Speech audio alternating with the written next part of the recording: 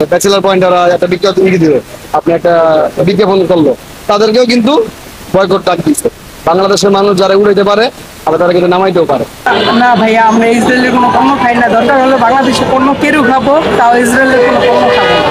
Israeli ওই যে support করে দেখি একটু বন্ধ করতে পেরেছে, তাহলে শুধু কোক তো আর ইসরায়েলি না, Pepsi, seven up, Coke, Sprite, Fanta, Mirinda সবই তো।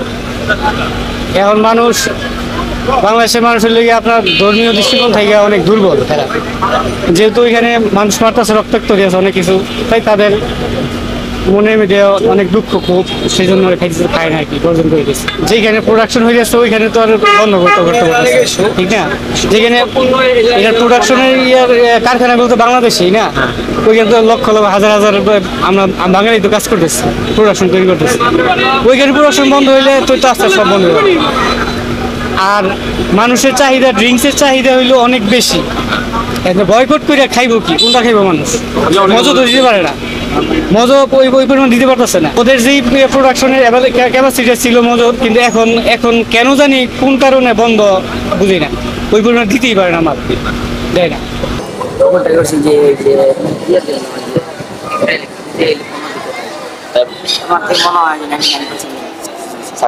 মানুষ বয়কট করতেছে।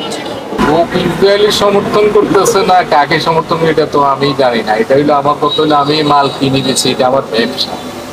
এখন কে কি সমর্থন করলো এটা অত, একসময় কোকটা চাহিদা বেশি ছিল, এখন অত কোকটা চাহিদা কম, এইটুকুই। মজুটা চাহিদা বেশি কিন্তু মজু নাই, মজু অত সাপ্লাই দিতেছে না, অত উৎপাদন করে শুনাইতে পারতেছে না, কি কোনো চালাকি, এটা তো আমি বলতে পারছি না।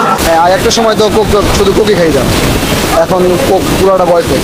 কোককে বাদ দেওয়ার কারণ হচ্ছে কোক হচ্ছে ইসরায়েলি পণ্য, ইসরায়েল হচ্ছে ফিলিস্তিনে হামলা করে, মুসলমান মারা যাক, আর তাদের পণ্য খেয়ে তাদেরকে আর্থিকভাবে আমরা সহযোগিতা করি, আমরা এটা চাই না। এই জন্য আমরা টোটালি বাংলাদেশ থেকে এটা বয়কটে ডাক দিচ্ছি। এটা হচ্ছে একটা সময় দেখবেন আস্তে আস্তে তো কোক বয়কট ডাক দিচ্ছে, আস্তে আস্তে ইসরায়েলি পণ্য যারা আছে আস্তে আস্তে বয়কটের দিকে যাচ্ছে। আপনি এখানে লক্ষ্য করলে দেখবেন যে অনেক পণ্যই ইসরায়েলের বয়কটে ডাক দিচ্ছে, শুধু কোকোকোলা না, অনেক পণ্যই বয়কট। যারা কোক খায় তারা নিজের ভাইয়ের রক্ত খায়, সোজা কথা। কারণ একটা মুসলমান আর একটা মুসলমানের টাকা দিয়ে হেল্প না করতে পারলেও মানে হয়তো মনে থেকে ঘৃণা করতে হবে। আমরা সামর্থ্য নাই, আমি মনে থেকে ঘৃণা করলাম। সামর্থ্য আছে আর্থিকভাবে, টাকা দিয়ে পারি, পয়সা দিয়ে পারি, আমি সাহায্য সহযোগিতা করলাম। যেটা আমার টাকা পয়সা নেই, আমি দিতে পারবো না, অন্তত আমি এটা প্রত্যাখ্যান করি। অন্তত একটু হইলেও ইমানি শক্তি থাকবে তাদের। আপনি দেখবেন ম্যাক্সিমাম দোকানে কিন্তু সেল নেই, তারা শুধু রাখতেছে কোম্পানি, এটা হচ্ছে আপনার বাকিতে মাল দিতেছে, ফ্রিজ দিতেছে, অনেক অফার দিতেছে।